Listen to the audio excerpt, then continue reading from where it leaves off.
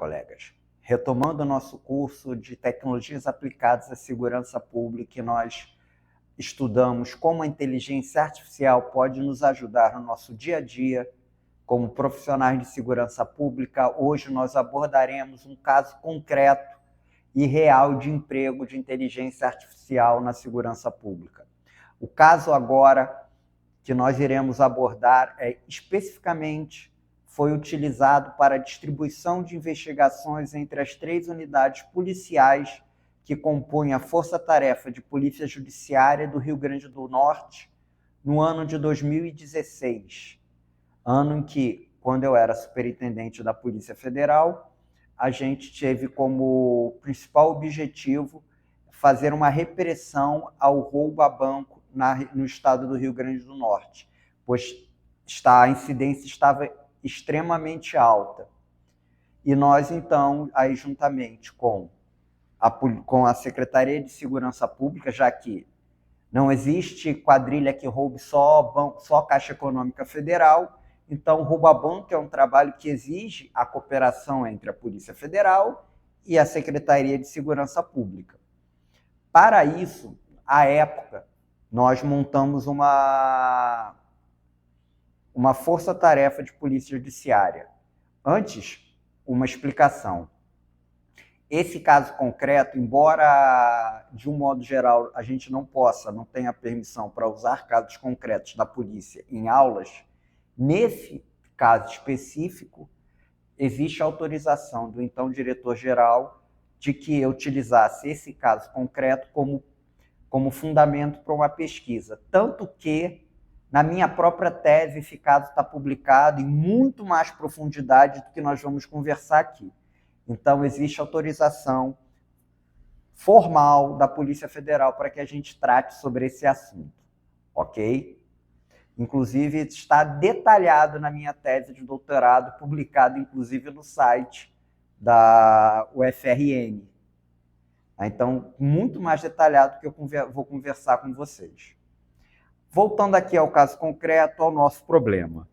Nosso problema agora é como distribuir entre 3 delegacias, 3 unidades de polícia judiciária que compunham a Força-Tarefa de Polícia Judiciária as investigações, os crimes ocorridos na região do Rio Grande do Norte. Bom, a gente não tinha muita ideia de como fazer à época, e aí a gente resolveu trabalhar com clusterização. O que é isso?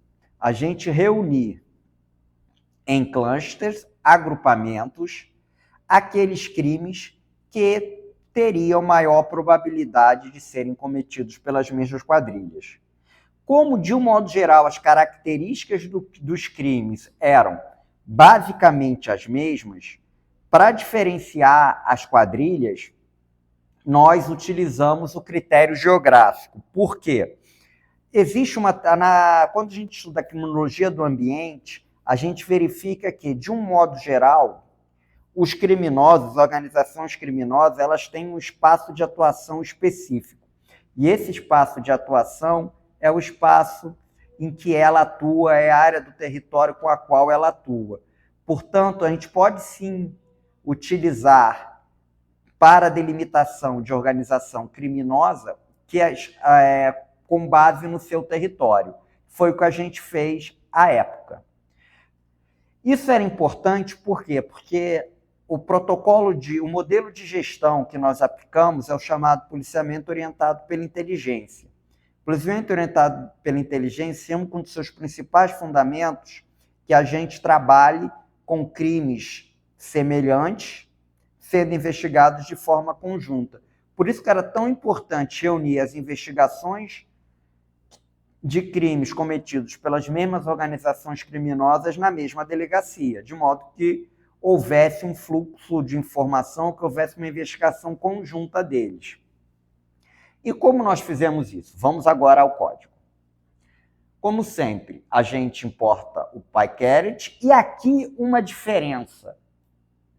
Eu tive que instalar uma biblioteca nova, GeoPandas. O que é isso? GeoPandas é uma biblioteca que me permite trabalhar com dados espaciais como se eu trabalhe em data frames. Aí são geodata frames. Tá? Aqui eu faço as minhas importações normais. NumPy, Pandas, aqui eu importo o GeoPandas, importo o meu PyCaret de clustering. E aqui eu carrego o meu dataset, que são os roubos que ocorreram em determinado período no Rio Grande do Norte. Eu tenho o nome do município onde ocorreu o roubo, tenho a latitude, tenho a longitude, tá? E tenho aqui o ponto do município, o centróide do município que ocorreu o roubo. Por que isso aqui é importante? Aqui eu tenho 11 ocorrências e eu tenho um ponto, tá? E o que a primeira coisa que eu faço é transformar, tá? O meu mapa do Brasil, que está num arquivo de tipo shapefile, também em um geodata frame. Aqui é um data frame normal e aqui é um geodata frame. Na verdade, aqui eu já está com... Por quê? Uma diferença. O geodata frame, ele tem essa geometria. Eu posso ter uma coluna de geometria no data frame normal, ok? Mas ele aqui, ó, ele já tem essa geometria e ele me permite plotar um mapa. Vocês podem ver, a partir do geodata frame, para plotar o mapa do Brasil por estados, é só brasil.plot, o nome do meu geodata frame, plt.show. E eu tenho o meu mapa do Brasil. Se eu quiser só o estado do Rio Grande do Norte, eu filtro exatamente como eu filtro se eu estiver usando um data frame comum, sem a características espaciais. Brasil, UF, ou seja, a coluna do data frame Brasil que for igual a RN, ou seja, eu filtrei com base na coluna UF o RN. E aí eu plotei o meu mapa. E agora eu tenho um geodata frame de uma linha só, com as características do polígono do estado do Rio Grande do Norte, que eu filtrei a partir do meu mapa do Brasil. É importante aqui, essa é a aula que nós vamos trabalhar mais com dados geoespaciais. Então, é importante que vocês prestem atenção. Claro que vocês vão estar com tudo salvo, vão ter acesso a todo esse material. Mas lembrem-se, trabalhar com crime exige muito conhecimento de dado geoespacial. E é uma das áreas mais apaixonantes da ciência de dados, é o dado geoespacial. Tem algumas características muito próprias que nós vamos abordar aqui, mas vocês veem que não é difícil, não é muito diferente de qualquer outro tipo de dado. A forma só de representar que é um pouco diferente. E aqui eu vou gerar um geodata frame a partir de roubos RN. Ó. Lembra que eu falei? Que é um data frame só. Ah, Wellington, por que... Mas isso aqui tem as mesmas colunas que o geodata frame. Por que ele não é um geodata frame? Você pode ver, ó, PD aqui, ó. PD de pandas. Aqui eu usei, ó, GPD, que é GeoPandas. Então, são dois tipos de objetos diferentes. E aqui, o que eu tenho que transformar? Aqui eu criei uma cópia para poder não bagunçar, né, meu data frame original. Primeiro, eu converto a minha coluna de latitude e a coluna de longitude para números, para valores numéricos que aceitam não inteiros, tá? Isso aqui é importante. Vocês podem ver aqui, ó, não é numérico, tá? Aqui, a princípio, a latitude e a longitude aqui estão como valores, como objeto, ou seja, como strings. Eu tenho que converter elas para números. E aqui eu converti para números, e eu, a partir de agora, no meu Roubos RN Copy, eu tenho latitude e longitude em números não inteiros. Com esses dados, aí sim eu transformo esse meu data frame, Roubos RN Copy, em GeoDataFrame Roubos RN. Como é que eu faço isso? Com essa função aqui, ó. GeoDataFrame, o nome do meu dataframe que eu quero transformar, e onde está a minha geometria? A minha geometria são pontos que eu vou ter a partir de x e y, por quê? Eu posso ter geometria de multipolígonos ou de polígonos. Posso ter linhas, multilinhas e posso ter pontos. Tá? E aqui eu vou criar o meu GeoDataFrame, mandando que ele pegue a latitude, a longitude e construa uma geometria do tipo ponto a partir desses valores.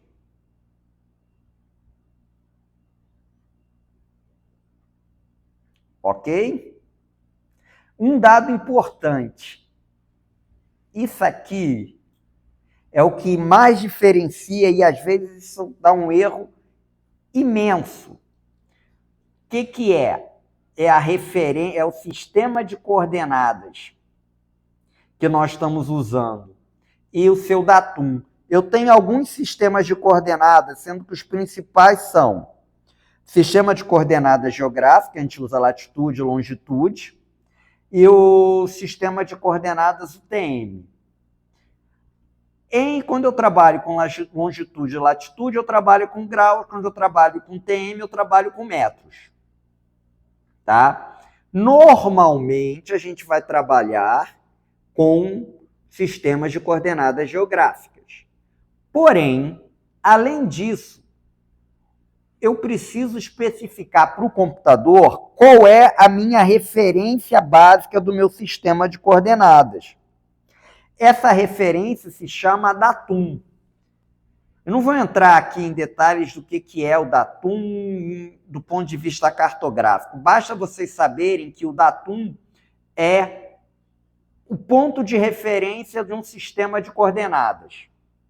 E isso é importante que eu determine. Por quê? Porque na hora que eu for juntar esse GeoDataFrame aqui, esse mapa, com o mapa que eu gerar aqui, se eles não estiverem no mesmo sistema de coordenadas e no mesmo sistema e no mesmo datum, ou seja, na mesma referência, por exemplo, um ponto que, na verdade, de uma determinada cidade que estaria aqui, pode aparecer aqui, no meio do oceano, ou então aqui, ou então aqui. Por quê? Porque as referências estarão diferentes. Ok? É muito importante. Qual é o mais usado? Tá? É o WGS, para coisa de internet, é o WGS 84. Existem vários outros datums, SIRGA 2000, que é oficial no Brasil, e cada um desses tem uma referência em código, que é esse aqui, ó, EPSG 4326. Então, toda vez que eu criar um GeoDataFrame, eu tenho que especificar qual é o sistema de coordenadas que eu vou trabalhar. E esse valor aqui, ó, de EPSG, quer dizer Sistema de Coordenadas Geográficas com datum WGS 84. Esse aqui é o mais utilizado no mundo, que é o padrão utilizado em GPS, ok? E aí aqui eu tenho as minhas primeiras linhas com ele pronto. E agora eu ploto os meus roubos. Tem agora um mapa com os meus roubos. Ok? E agora eu vou querer representar o meu mapa com os roubos. Aqui eu ploto o RN, mudando a cor, ploto os pontos de roubo e defino um título.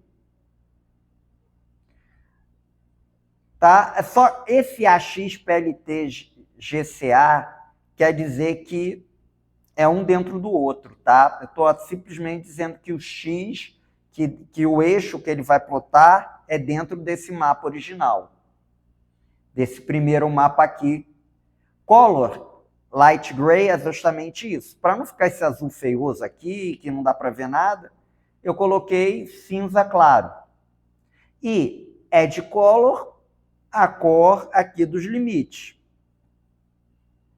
Já o GDE, já os roubos, eu mandei em vermelho com marker size de 20. Se eu quisesse aumentar aqui para 30 ou diminuir para 10, já aumentar e diminuir o tamanho da bolinha aqui no mapa, tá? E aqui eu tenho o título. Preparei meu dataset, tenho meu mapa perfeitamente perfeito aqui. Ou seja, eu tenho o dataset com os roubos que eu quero investigar. Como eu vou distribuir esse dataset? Ou seja, a investigação de cada um desses roubos aqui entre as 3 unidades que eu tenho. A DEICOR, da Polícia Civil do Rio Grande do Norte, a Delegacia de Polícia Federal de Mossoró e a FR de Natal. Vamos ao nosso bom e velho PyCarrot. Setup. Sem grandes invenções, já que eu quero clusterização, latitude e longitude são dados numéricos, são basicamente números relativamente próximos, não me exigem grandes transformações. Então, setup bem simples, só aplicando como data roubos RN e o Session ID. Tá? Só um detalhe, ó. Eu não apliquei para calcular, se vocês perceberem, o roubos RN, o GeoDataFrame. Eu vou fazer os cálculos, vou fazer a clusterização em cima do roubos RN, do dataset original. Por quê? Porque eu não quero usar. Pode, eventualmente, o PyCarrot dar problemas de eu usar um GeoDataFrame. Eu poderia transformar o GeoDataFrame em DataFrame? Posso.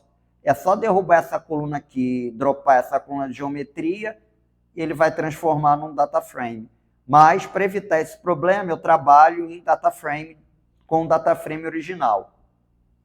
E especifico uma seção ID para poder repetir a experiência depois e ter a mesma seed de aleatoriedade. Ou seja, se eu repetir essa experiência tantas vezes quanto forem necessárias, tudo que for aleatório numa seção vai ser igual na outra. Como, por exemplo, a aleatoriedade do centroide que dá origem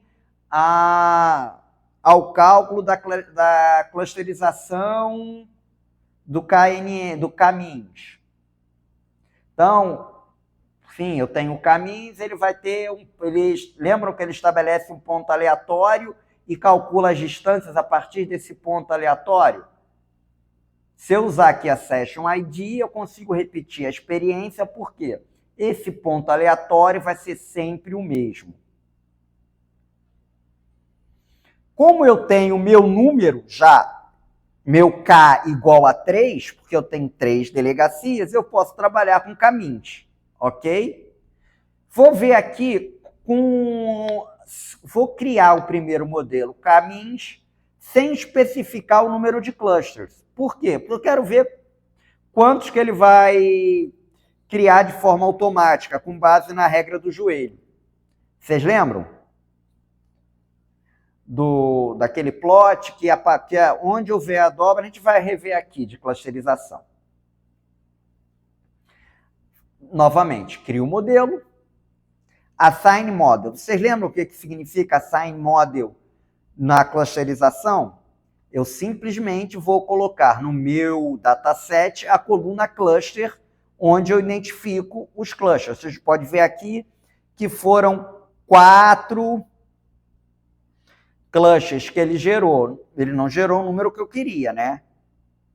Vamos ver aqui com plot de cotovelo, elbow, tá vendo? Plot model, caminhos, plot elbow. Não existe claramente um cotovelo, tá? Aqui, concordo que o menos pior seria o 4, mas o cotovelo não está tão claro assim.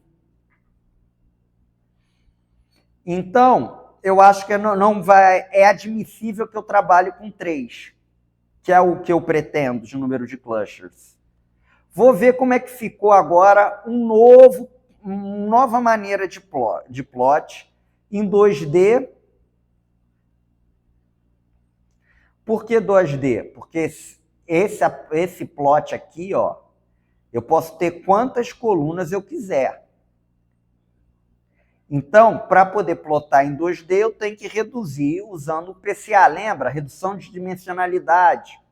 Principal componente análise. Análise componente principal. Então, ele reduz em 2 e aí ele me plota aqui como ficaram os 4 clusters. Eu acho que ficou meio, não ficou o ideal, até porque eu preciso de 3. Vou ver como é que eles ficaram usando a silhueta, plot de silhueta. Lembrando que o ideal é que esteja próximo de 1. Ficou bem abaixo de 1, mas ficou abaixo até de 0,1. Lembrando que o plot de silhueta, quanto maior, mais próximo de 1, melhor. Vamos fazer agora, vamos dar uma variada. Vamos criar agora um cluster hierárquico com 3 clusters, para ver como fica o valor. Quanto ficou a silhueta com 3 clusters? 0,1041. Ficou melhor do que o com 4, né? Que aqui deu menos de... Eu avaliei aqui, a silhueta ficou 0,0855. Então, o plot de clusterização hierárquica com 3 clusters ficou melhor do que esse de caminhos com 4. Vou aplicar agora o caminhos com 3, que é o que eu realmente quero. 0,14, melhor que o cluster hierárquico. Então, eu vou utilizar esse modelo. Com 3 ficou melhor que o plot hierárquico, ficou melhor do que o que ele plotou automaticamente, com 4 clusters.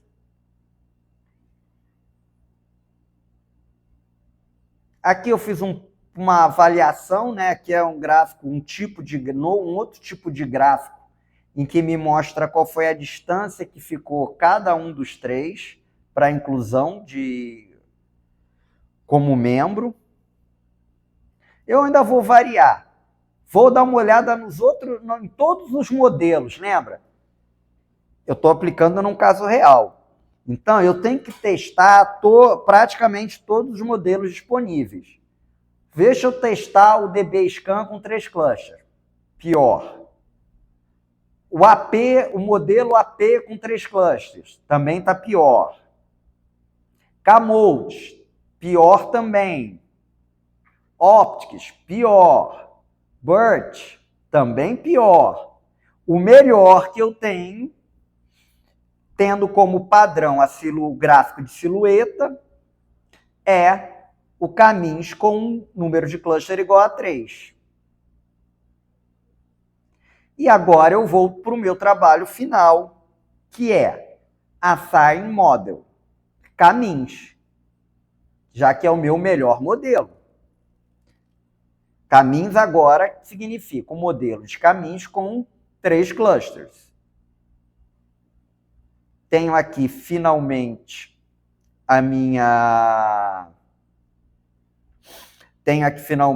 o meu data frame com a coluna. Aqui, type. Por que eu dei esse type? Justamente para dizer que eu tenho ainda um pandas data frame, eu não tenho um GeoPandas. Para poder plotar, o que eu tenho que fazer? Transformar tudo isso aqui, como lá em cima, exatamente. Transforma para numérico, crio uma cópia, transformo para numérico, estabeleço os pontos, defino o sistema de coordenadas geográfico, o datum, ploto o contorno, e agora eu ploto com mark size 20. Exatamente, eu faço aqui um loop for para poder plotar de cada vez cada cluster. E aqui eu tenho a minha divisão entre as 3 delegacias. Ok? Sendo que a delegacia de Mossoró vai ficar com esses, a SR com esses e a DEICOR com esses. No caso concreto, não foram esses, tá? A gente usou o conjunto maior de dados. Mas foi exatamente esse o objetivo que nós empregamos. O clustering, tá? Para determinação de qual unidade de polícia judiciária ia investigar cada grupo. Então, recordando aqui rapidamente, como eu trabalho com dados espaciais, um GeoDataFrame, que ele tem as mesmas capacidades de filtragem, de comandos do Pandas, como eu filtrei aqui esse mapa do Brasil para ter o Rio Grande do Norte. Transformei esse Pandas DataFrame em um GeoPandas DataFrame com esses comandos.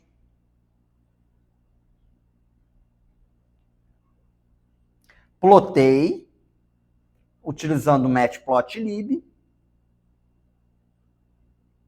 Agora, plotando um dentro do outro. Apliquei o PyCaret como sempre. Mas aí, lembrando, eu não aplico o PyCaret em GeoDataFrame, só em DataFrame. Tá? Aí eu aplico de novo, analiso cada um dos modelos disponíveis e escolho qual dos modelos foi o melhor. No caso aqui, o melhor foi o caminho com 3. Melhor até, tendo como base, como métrica, a silhueta. Mando incluir com Assign Model, eu incluo a coluna cluster em cada um dos meus...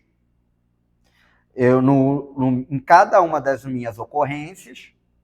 E, ao final, transformo esse meu data frame, que é esse resultado aqui, em GeoDataFrame, para plotá-lo e ter aqui identificado, sem nenhuma sombra de dúvidas, como eu dividiria essa investigação entre as unidades de polícia judiciária. Espero que dessa vez, com esse emprego concreto, não tenha restado nenhuma dúvida sobre clusterização. Mas nós ainda vamos conversar sobre outras possibilidades de emprego ao longo da nossa jornada. Então, até a próxima. Um abraço.